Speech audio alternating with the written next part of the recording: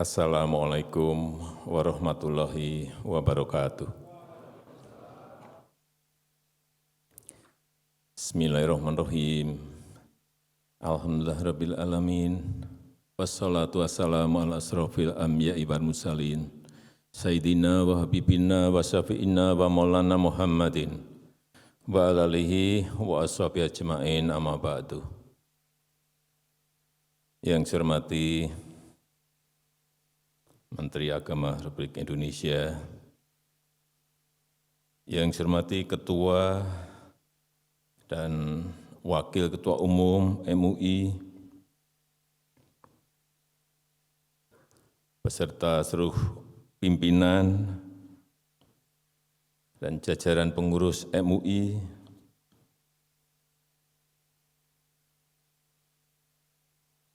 yang saya hormati para pimpinan dan Dewan Direksi Bank Syariah, para pimpinan Ormas tingkat nasional, asosiasi dan lembaga keuangan syariah yang hadir, Bapak Ibu sekalian yang saya hormati. Tadi saya disiapkan bahan sambutan seperti ini banyaknya. Tapi setelah saya mendengar tadi Dr. Buya Anwar Abbas menyampaikan itu, saya enggak jadi juga pegang ini. Saya akan jawab apa yang sudah disampaikan oleh Dr. Buya Anwar Abbas. Akan lebih baik menurut saya di dalam forum yang sangat baik ini. Yang pertama yang berkaitan dengan lahan, dengan tanah, penguasaan lahan, penguasaan tanah. Apa yang disampaikan oleh Buya betul, tapi bukan saya yang membagi.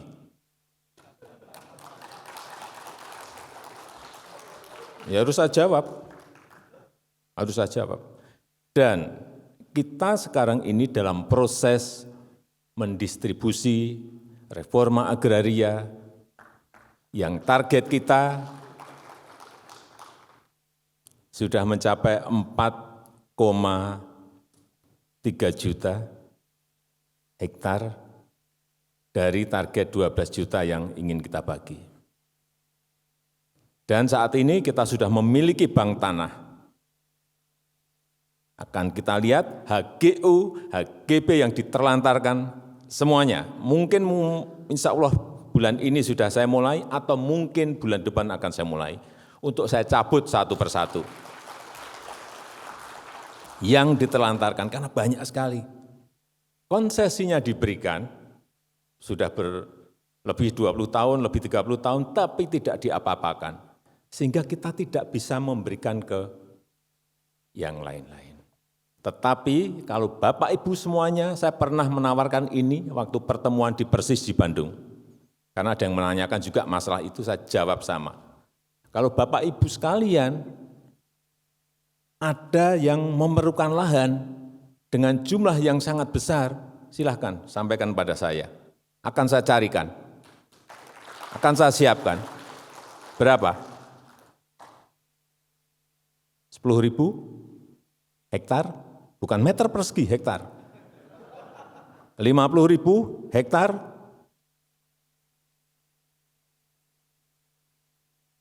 tapi dengan sebuah hitung-hitungan proposal juga yang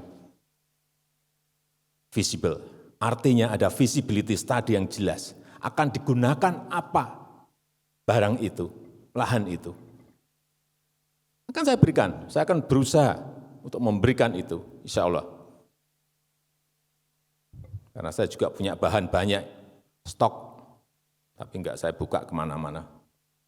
Kalau Bapak Ibu sekalian ada yang memiliki, silahkan datang ke saya diantar oleh Buya Anwar Abbas.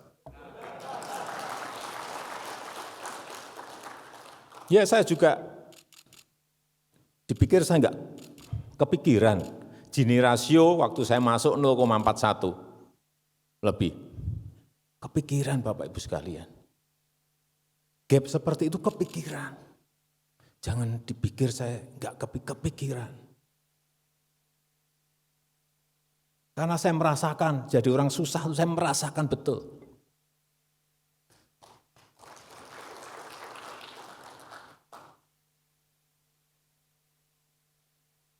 Dan enak menjadi orang yang tidak susah memang.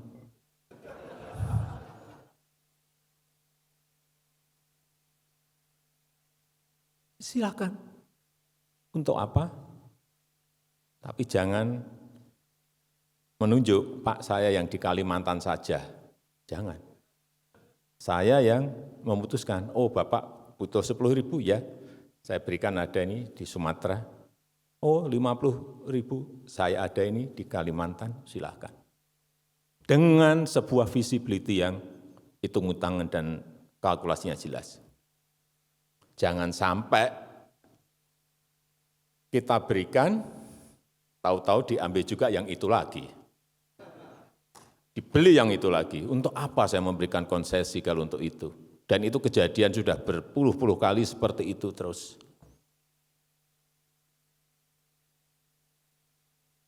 Akan banyak nanti bank tanah kita ini sudah ada yang mengomandani, akan banyak sekali yang kita cabuti. Ini sudah lebih dari 20 tahun, lebih dari 30 tahun, enggak.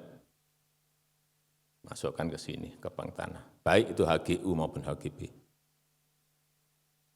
Agar semua lahan yang kita miliki itu betul-betul produktif. Yang kedua, mengenai usaha mikro, usaha ultra mikro. Memang banyak yang enggak tahu, tapi nanti bulan-bulan Januari, Februari, kalau boleh saya ajak nanti dari MUI, dipimpin juga Pak Buya Anwar Abbas. Enggak apa-apa, entah 5 orang, entah 10 orang, akan saya ajak apa yang sudah kita bangun yang namanya Mekar. PNM itu 2015 kita hanya bisa mengumpulkan 500.000 usaha mikro, usaha ultra mikro yang pinjamannya 3 sampai 5 juta. 1 juta, 2 juta, 3 juta, sampai 5 juta. Sekarang sudah nasabahnya sudah mencapai 9,8 juta. Grameen Bank itu totalnya hanya 6,5 juta, dia mendapatkan Nobel. Ini kita sudah 9,8, tapi enggak dapat Nobel. Akan saya tunjukkan bagaimana Mekar, PNM, Mekar ini bekerja. Yang kecil-kecil dikelompokkan, kemudian gandeng renteng, kalau satu enggak bisa mengangsur, siapa yang membantu. Sistem ini sudah berkembang. Insya Allah nanti sampai 2024 akan mencapai target kita 20 juta. Tapi memang masih banyak, karena usaha kecil, usaha mikro, usaha mikro kita ada 64 juta. Topangan ekonomi informal kita memang sangat besar sekali. Saya juga sedih melihat porsi pinjaman bank kita juga.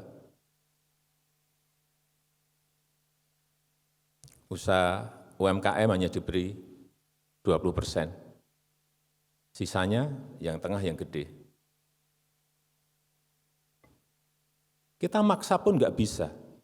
Karena Pak, kami bekerja itu berdasarkan kalkulasi dan visibility study yang semuanya terkalkulasi.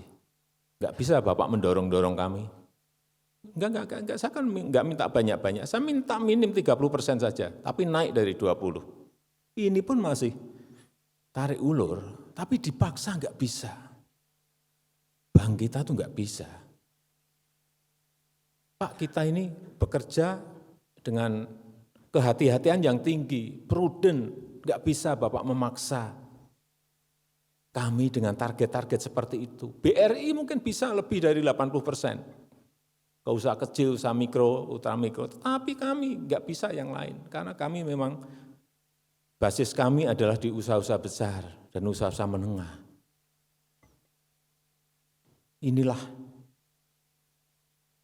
kesulitan-kesulitan yang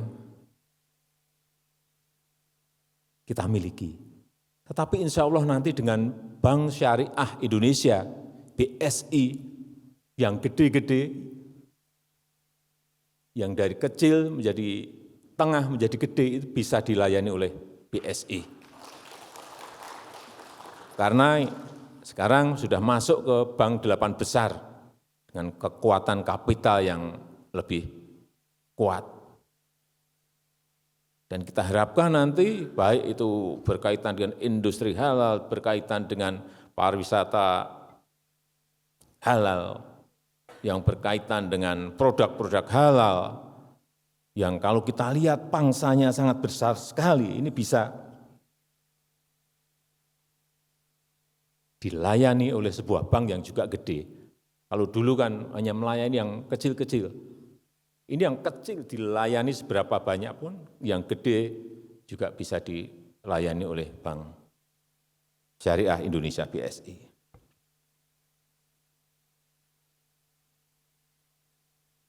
Saya juga senang, ini karena sudah menjawab 2 hal tadi, saya ingin memberikan posisi ekonomi syariah kita yang tahun 2014 itu pada posisi ranking yang ke-9. 2020-2021 kita sudah naik menjadi peringkat ke-4 dunia. Perkiraan saya insya Allah dalam 3-4 tahun ini akan masuk ke 2 atau ke 1. Kalau growth, kalau pertumbuhannya seperti yang kita lihat sekarang, akan cepat sekali. Pasarnya masuk ke semua negara. Inilah saya kira perkembangan ekonomi syariah kita dalam 6-7 tahun ini, dan kita harapkan dengan jumlah penduduk terbesar, jumlah penduduk muslim terbesar di dunia sebesar 87% atau 207 juta jiwa, kita telah berkomitmen untuk menjadi pusat ekonomi syariah di tahun 2024. Dan kita akan berusaha keras untuk itu. Baik, tadi yang saya sampaikan mengenai pengembangan industri halal, pengembangan sektor keuangan syariah, pengembangan sektor keuangan sosial syariah, pengembangan kewirausahaan syariah, semuanya akan kita dorong karena memang kita ini adalah negara dengan penduduk muslim terbesar di dunia, dan ini saya ulang-ulang terus di mana-mana mengenai ini. Agar negara lain tahu bahwa Indonesia adalah negara dengan penduduk muslim terbesar di dunia. Apalagi sejak 1 Desember kemarin kita telah menjadi presidensi G20. Keketuaan G20. Artinya kita menjadi ketua dari negara-negara besar, negara-negara maju dengan PDB, dengan GDP, Gross Domestic Product, yang masuk dalam 20 besar. Kita sekarang di nomor 16. Tapi seperti tadi disampaikan oleh Buya bahwa insya Allah di 2040-2045 memang hitung-hitungan McKinsey, hitung-hitungan dari Bank Dunia, World Bank, dari IMF memang kita akan masuk ke 4 besar. Tapi itu halangannya juga tidak kecil, tantangannya juga bukan tantangan yang mudah. Ada syarat-syarat kita untuk mencapai ke sana. Sehingga perkiraan PDB kita saat itu di 2040-2045 kurang lebih 23.000 sampai 27.000 income per kapita masyarakat kita. Sebuah angka yang sangat besar sekali tentu saja. Tapi itu butuh kerja keras kita semuanya. Saya rasa itu yang bisa saya sampaikan pada kesempatan yang baik ini. Dan dengan mengucap Bismillahirrahmanirrahim, Kongres Ekonomi Umat kedua Majelis Ulama Indonesia sore hari ini saya nyatakan dibuka. Wassalamualaikum warahmatullahi wabarakatuh.